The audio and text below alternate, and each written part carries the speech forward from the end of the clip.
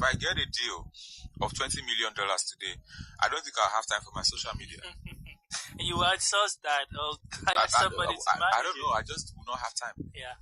Probably will hire someone to be replying people. Yeah. But myself be there is very unlikely. Yeah.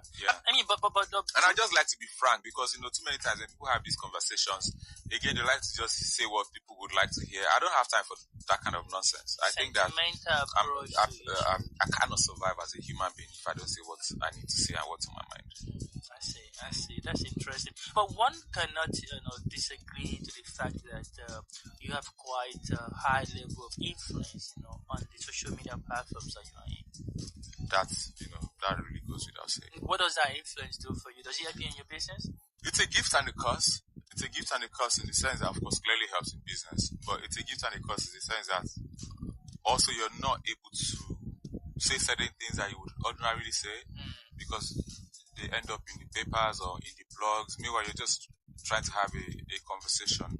And there's also, whether you like it or not, as a public figure, you also exist in a kind of box where you cannot do certain things because of society's expectations. I know by design, the society is hypocritical.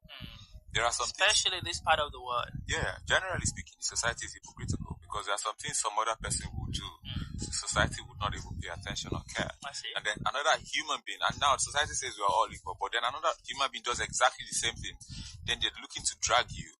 They're dragging you because they are hypocrites.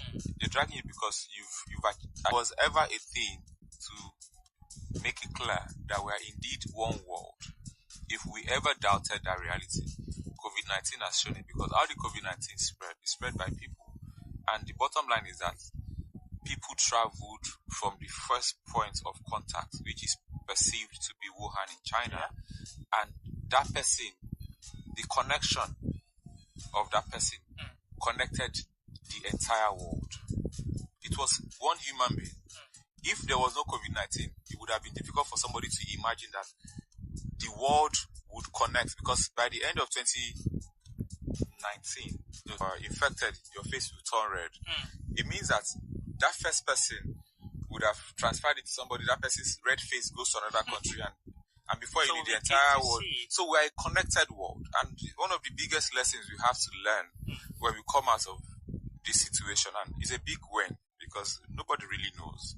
I'm happy for the vaccines. Thankfully, even if you get infected having been vaccinated, you have a higher chance of survival. In America, COVID-19 latest new infections are affecting mostly like 95-98% of those that have not been vaccinated. So if you're under the influence of my voice right now, you're actually in a better position to be vaccinated. Just recently, 2 or 3 days ago, I read that somebody who had refused to be vaccinated caught it and, unfortunately died. People have their concerns, conspiracy theories and the likes. But you buy food, you buy drugs normally. If somebody wanted to kill all of us, they wouldn't have needed COVID-19 to happen. They could easily work with water. Water is universal. The Atlantic Ocean it connects virtually 2/3 of the world. They could easily have done something like that. So, yeah, it's a bad place to be.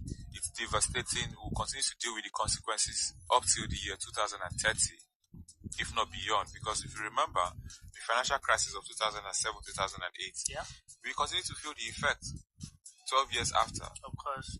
The economies have not generally been growing as fast as they were growing before that financial crisis. And COVID-19 is far more devastating, several times far more devastating than that crisis. So there's a lot of cost to be paid for this virus. We're still paying. We'll pay for a while. Interesting. I like how you describe it actually. All right. So now, still on the COVID-19 and of course more global issues and all that. Of course, around the vaccines, there's been a lot of conversation around inequality in accessing the vaccine. Obviously, in this part of the world, we depend on the Western world